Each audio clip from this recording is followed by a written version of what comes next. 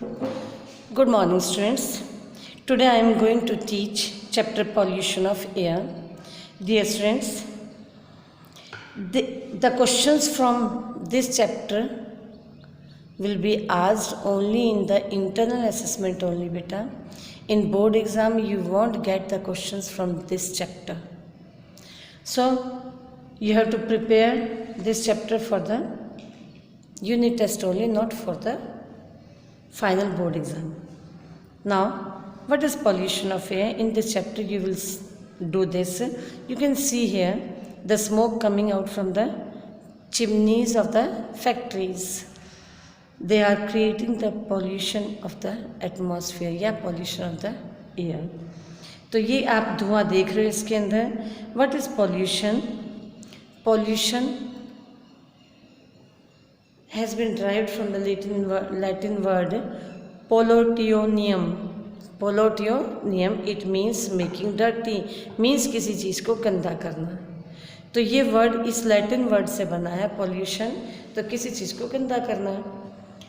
ये बोलते हैं कि आपके इन्वायरमेंट के अंदर कोई चीज़ अगर ज़्यादा मात्रा में प्रेजेंट है नॉर्मल से अगर ज़्यादा हो जाती है वो हार्मफुल इफेक्ट है उसका, और वो जो प्रेजेंट है उसको हम पॉल्यूटेंट कहते हैं. And the phenomena is called pollution.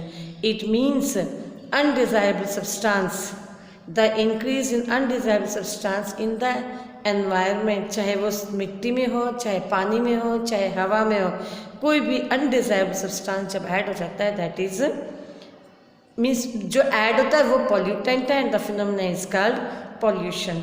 बेटा इधर मिथाइल आइसोसाइनेट देख सकते हैं आप. डू यू नो में मिथाइल आइसोसाइनेट एक केमिकल था जो जिसको हम MIC भी कहते हैं. ये रिलीज़ हुआ था यूनियन कार्बाइड फैक्ट्री से भोपाल, जो कि भोपाल में है. बेटा 1984 में ऐसा हुआ था और इससे थाउजेंड्स ऑफ लोगों की लाइफ्स ले ली थी, उनकी ज़िंदगी ख़त्म कर दी थी. तो ये क्या था? ये एक तरह से एयर पॉल्यूशन ही था. Now what is air pollution? Before explaining air pollution, let me tell you the gases present in the air. पहले आप एयर में गैसेस देखो कौन कौन सी हैं. एयर में आपके 78% नाइट्रोजन है, 21% ऑक्सीजन है, then carbon dioxide, argon, methane, helium, ozone, water vapours, all these are present in very less quantity या स्मॉल अमाउंट में प्रेजेंट है. The contamination of air by unwanted substance, जब कोई अनवांटेड सब्सटेंस एयर के अंदर आ जाता है and it effect both living and non living organisms, जब दोनों को इफेक्ट करता है तो उसे हम एयर पॉल्यूशन कहते हैं. All substances that contaminate air are called air pollutants. इन सभी को हम एयर पॉल्यूटेंट्स कहते हैं. कॉजेज ऑफ एयर पॉल्यूशन, बेटा कारण क्या है एयर पॉल्यूशन का? Number 1 excessive burning of fossil fuel like coal, kerosene, petrol and diesel. आपके लास्ट चैप्टर में मैंने आपको फॉसिल फ्यूल्स के बारे में बताया था. They are coal, kerosene, petroleum. Means coal के बाद मैंने आपको पेट्रोलियम बताया था, ये पेट्रोलियम प्रोडक्ट्स हैं. तो ये आपके फॉसिल फ्यूल्स हैं. तो इनके बर्निंग से आपका सबसे ज़्यादा पॉल्यूशन होता है. इन्होंने पेट्रोलियम इसलिए नहीं दिया क्योंकि पेट्रोलियम में तो वैक्स वगैरह भी आ जाती है, वैसलीन आती है आपकी, जैसे पैराफिन वैक्स, लेकिन उसमें से ये जो चीज़ें हैं केरोसिन, पेट्रोल, डीजल, इनका मैक्सिमम यूज़ होता है. तो इनके बर्निंग से आपका पॉल्यूशन होता है. Number 2 smoke from factories and vehicles से होता है. Use of certain substances like chlorofluorocarbon, इसका रेफ्रिजरेटर वगैरह में यूज़ होता है, इससे भी पॉल्यूशन होता है. इसके बाद मैं आपको बताऊंगी बेटा ये चीज़ें कैसे पॉल्यूशन करते हैं. तो उसमें सबसे पहले आपको आ जाता है carbon monoxide gas. Before carbon monoxide gas, do you know में क्या बताते हैं बेटा?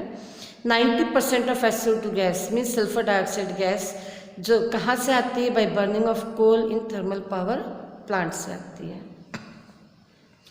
अब कार्बन मोनोऑक्साइड गैस कैसे पॉल्यूशन करती है? पहले तो ये बनती कैसे है? By incomplete combustion of fuels. कैसे?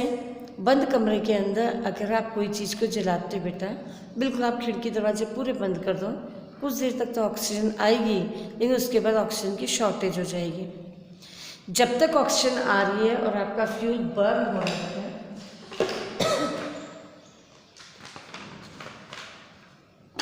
सुनो, जैसे ये रूम है, आपने खिड़की दरवाजे इसके सभी बंद कर रखे हैं, आप इधर किसी फ्यूल को जला रहे हो, फ्यूल जला रहे हो, तो जब तक इसके पास ऑक्सीजन थी तो इसमें से CO2 गैस प्रोड्यूस होगी, लेकिन when there is shortage of oxygen तो इसमें से CO गैस प्रोड्यूस होती है। तो ये जो CO गैस है, कार्बन मोनोऑक्साइड गैस बेटा, ये इनकम्प्लीट कंबशन से प्रोड्यूस होती है।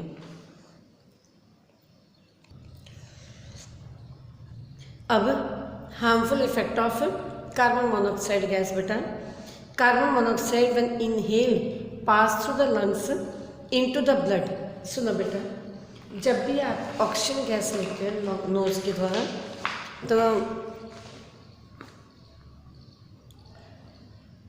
सपोज आपकी ये लंग्स है, जो ऑक्सीजन गैस जाती है बेटे आपके लंग्स के अंदर से जाके वो आपके ब्लड के अंदर चली जाती है, इधर से होती है ब्लड में चली जाती है।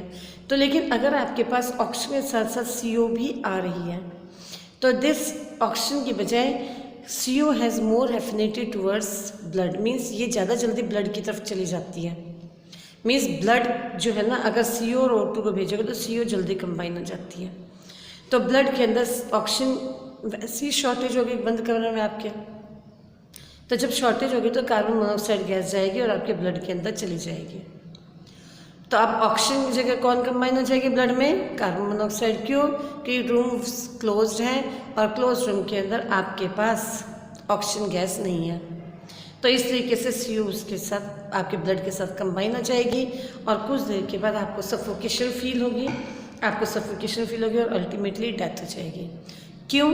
क्योंकि जब ये कार्बन मोनोऑक्साइड आपके ब्लड के अंदर गई तो इसने एक नया कंपाउंड बनाया, उसका नाम है कार्बोक्सी हीमोग्लोबिन। तो ऑक्सीजन से अगर हीमोग्लोबिन ऑक्सीजन से कंबाइन करती है तो ऑक्सी हीमोग्लोबिन बनाती है। तो ये जो कार्बोक्सी हीमोग्लोबिन है जब आपकी पूरी बॉडी के अंदर सर्कुलेट हो जाता है तो वो सर्कुलेशन के टाइम पर आपको उठने भी नहीं देगा बेटा।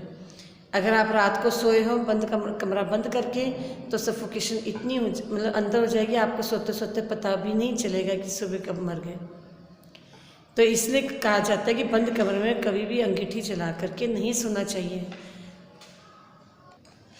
या फिर बंद कमरे में अंगीठी, या फिर बाथरूम के अंदर जब गीज़र ऑन हो आपका, जब गीज़र ऑन हो उस टाइम पर कोई ना कोई खिड़की ओपन होनी चाहिए। क्यों? अगर कंटिन्यूसली गीज़र चलता है बेटा कार्बन मोनोऑक्साइड गैस इवॉल्व होती है गैस गीज़र से। क्यों?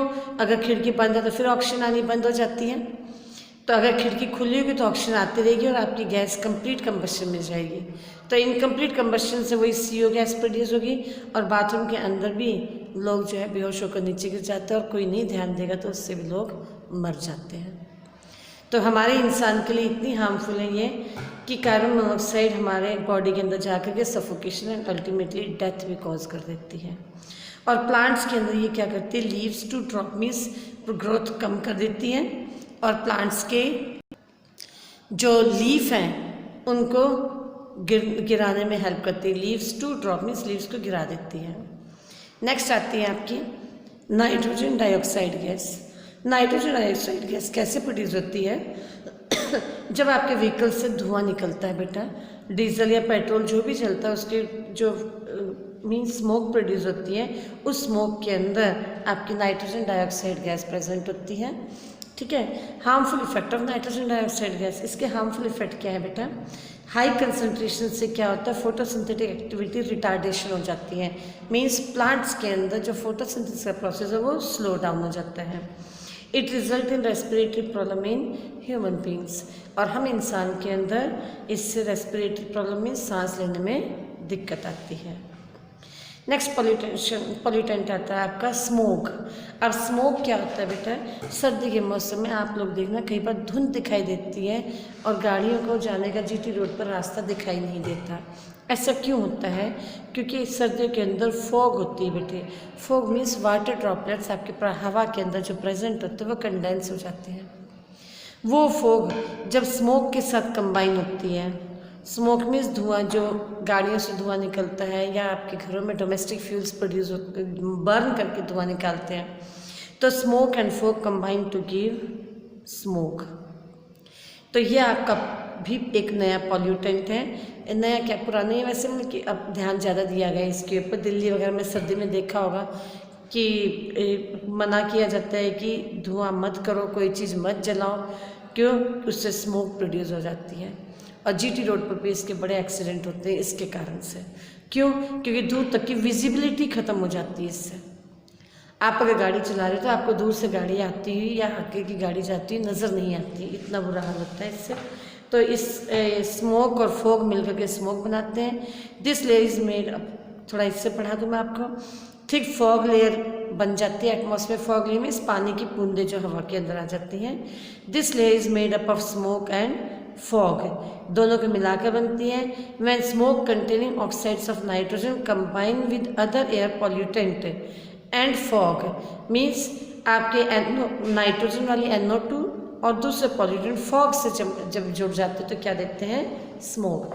अब इसका harmful effect, it leads to the disease of the lungs. ये ब्रोंकाइटिस और अस्थमा लंग रिलेटेड डिजीज है बेटा, लंग्स की डिजीज बन जाती है। और एटमॉस्फेयर में कैसे नुकसानदायक है? It prevent the sunlight from reaching the earth. कितनी देर तक सर्दी में धूप नज़र नहीं आती बेटा, तो सनलाइट नीचे नहीं आने देती। And also it affect the normal functioning of the plants, plants के फंक्शन को भी ये अफेक्ट करता है।